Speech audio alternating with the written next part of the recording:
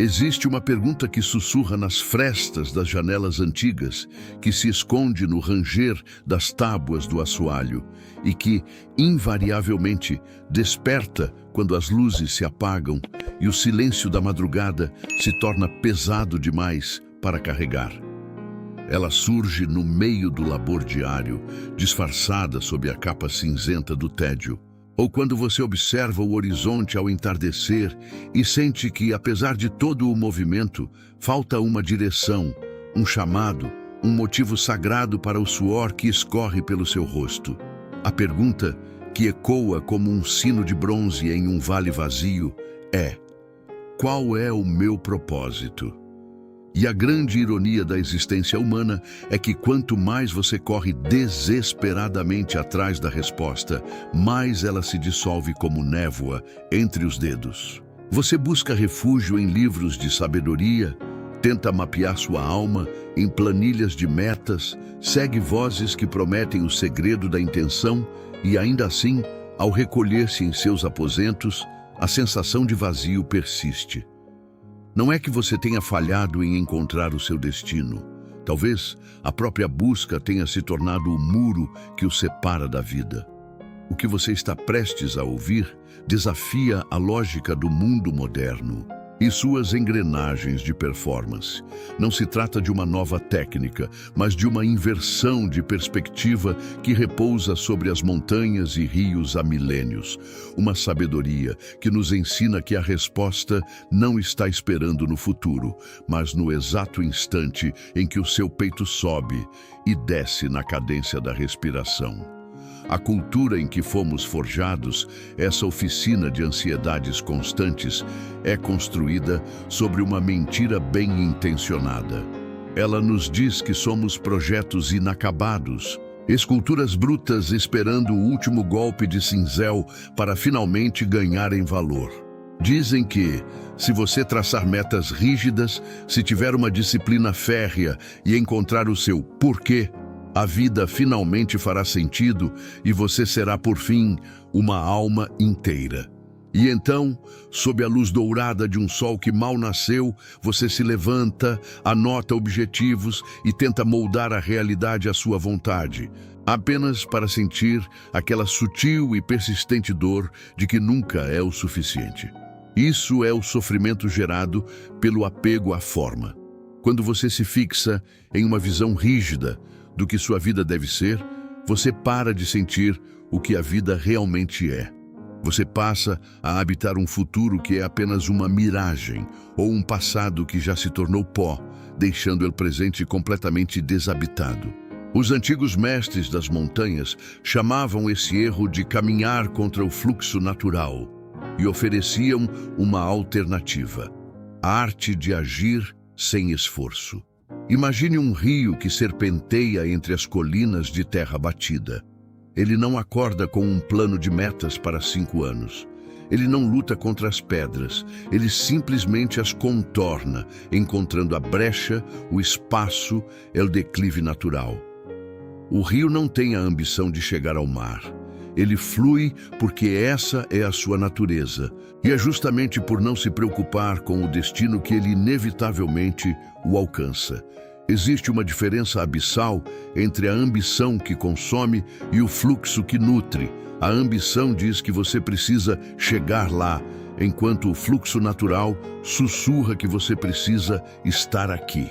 A ambição torna você um viajante ansioso que odeia a estrada. O fluxo transforma você em um dançarino que honra cada passo, mesmo que a música seja lenta. A vida não é uma viagem com destino fixo, mas uma oração contínua, onde a disciplina se torna a sua forma de conversar com o divino. Para compreender isso, precisamos viajar no tempo, até um vilarejo onde o inverno cobria tudo com um manto de pureza. Ali vivia um sábio conhecido como Pang, um homem de mãos calejadas e olhar sereno que entendia que a verdade não se encontra em conceitos complexos, mas na simplicidade do que se vê. Certo dia, ao despedir-se de um mestre num mosteiro no topo da montanha, Pang foi acompanhado por jovens discípulos até o portão de madeira rústica.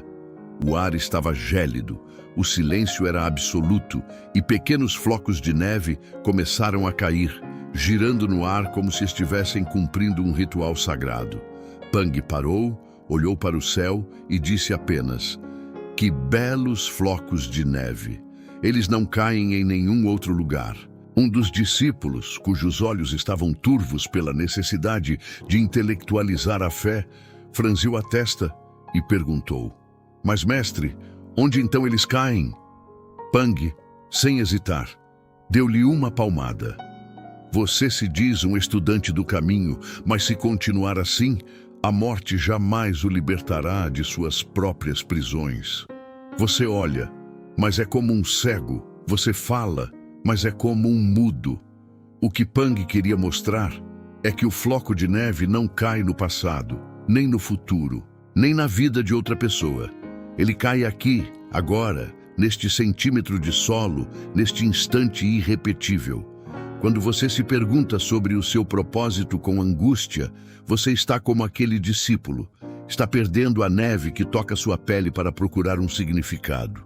O sofrimento não vem da falta de um propósito grandioso, mas da incapacidade de habitar o momento em que você já está. Existe uma pressão silenciosa que nos obriga a ser alguém, a ter uma marca pessoal, a deixar um legado. Mas quem disse que você precisa ser algo além da expressão viva da criação? Pense em um pote de argila, moldado por mãos camponesas e seco ao calor de um sol de fim de tarde. O que o torna útil não é a beleza de seus ornamentos ou a rigidez de suas paredes, mas o espaço vazio que há dentro dele. É o vazio que permite que ele seja preenchido com água fresca ou vinho novo. Se o pote estiver cheio de si mesmo, ele se torna inútil. Da mesma forma, quando você esvazia a sua identidade das cobranças do mundo, você cria espaço para que a vida dance através de você. Essa desconstrução da necessidade de ser especial é um chamado à espontaneidade absoluta. É ser assim por si mesmo, como a flor que floresce sem pedir permissão e o pássaro que canta sem esperar aplausos. Eles apenas são. E ao serem, eles cumprem o seu propósito mais elevado.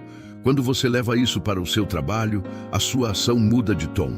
A disciplina deixa de ser uma autoflagelação e se torna uma oração. Você limpa o chão, escreve um texto ou prepara o alimento com inteireza, não para chegar a algum lugar, mas porque aquele ato é a sua oferenda. Se há energia, você age. Se há cansaço, você descansa sob a luz da providência, sem a culpa que corrói o coração dos ambiciosos. O tédio que tanto tememos é, na verdade, um portal espiritual. Vivemos fugindo do silêncio, preenchendo cada segundo com ruídos e notificações, porque o silêncio nos força a encarar o vazio útil da existência. Mas é nesse vazio que começamos a notar o que já somos. Seres vivos, respirando. O sentido da vida não é estar vivo para algo, mas simplesmente estar vivo aqui, agora, como um fato em si mesmo. Você é o rio, o floco de neve, o barro nas mãos do tempo. Solte a ansiedade da missão e abrace a beleza da presença. A paz está no banco onde você vê o pôr do sol.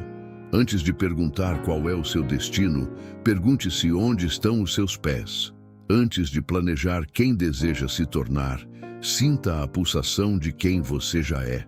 Respire, observe a luz que entra pela janela e confie que o fluxo da vida sabe o caminho para o mar, mesmo quando você se sente perdido.